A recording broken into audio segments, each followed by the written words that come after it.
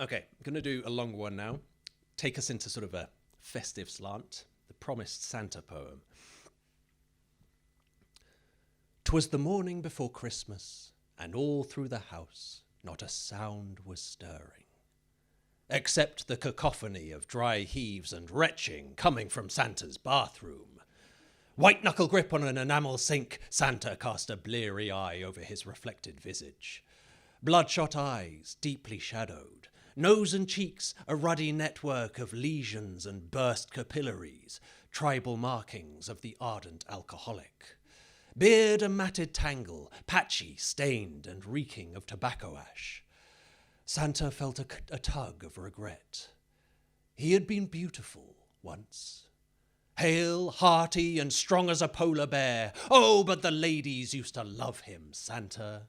He used to be charming, fun. In his day, he was an icon, a legend, a veritable sexual animal. In days past, Santa would spend his festive world tours merrily splitting his time between his twin passions for seasonal gift distribution and bouts of frenetic lovemaking. Santa sighed in memory, fondly recalling the old sleigh he had commissioned in the 1960s, with its velvet-clad, mirror-ceilinged love nest. Ah, but those were the good years. Brand Santa reaching its peak, and everyone wanted to be Santa's friend. World leaders and big corporates alike, all eating from his mittened hand. It was the 80s when it all started to go downhill. Predictably, it began with the reindeer. Rudolph and his damned cocaine. Always chasing that extra edge. Need my snow to help me glow, he'd always say. Muzzle deep in a nosebag of prime uncut Charlie. Until one Christmas Eve, right before takeoff, his beautiful nasal beacon pulsed faster and faster before exploding all over the tarmac. Santa would be forever haunted by that image. Rudolph on his knees, streams of tears rolling down into the ruined cavity where his very shiny nose used to be. A pitiful mess of cartilage and gore. No amount of surgery could save him. Rudolph was done. The team didn't last long after that. Rudolph had been their rock, their totem. Prancer left the following year to join an ashram. Donner and Blitzen, still serving 40-year sentences in a Liberian prison. Caught on the border smuggling diamonds. 5,000 carats of rough-cut stones packed up each of their bumholes. Dasher couldn't cope and got hooked deep on meth.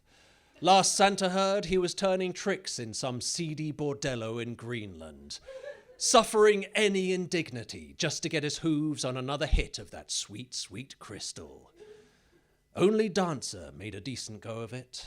Went back to school, got himself a steady job in accounting. Good for Dancer. In any case, Santa's corporate minders confiscated the sleigh in '99 after Santa blasted halfway across the planet on a drunken joyride in the height of summer. Santa was eventually found, blind, drunk and raving, outside a primary school in Morningside. Naked from the waist down, hurling lumps of coal at children. Much to everyone's relief, Christmas logistics were now handled by official carriers like the Royal Mail. Altogether a far more efficient and reliable distribution model compared to depending on a broken old man and his diminishing team of troubled reindeer. Of course, Santa's elves conducted much of the official Christmas business these days, but Santa could hardly call them his elves, really. Not after they unionized in the early 2000s, after an acrimonious labor dispute citing grievances linked to Santa's sexual proclivities. So Santa didn't have many official duties left to him. These days he was ignored for much of the year, an obsolete remnant of a gilded age, now long past. So January through November he would be left to his own devices, free to seek oblivion in whatever form he chose. But Santa's minders would come for him now, on the morning before Christmas, regarding him as no more than an embarrassing figurehead to kickstart the festive season. His minders would come. They would throw Santa's bottles away, dry him out, launder his clothes, bleach his beard, and trot him out for official functions, warning the caterers to keep the drink and prettier members of staff well away from Santa, notorious booze hound and renowned sex pest.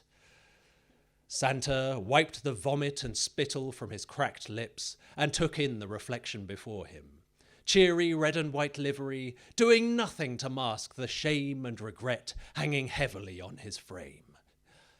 Santa put on his hat, sighed deeply, and wondered just how it had all gone so horribly wrong. Thank you.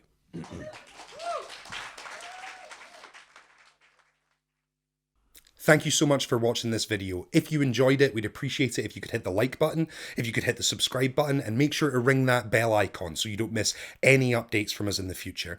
If you want to go that extra mile and support us a little further, we do have a Patreon channel with loads of exclusive goodies, and you can sign up for as little as $1 a month.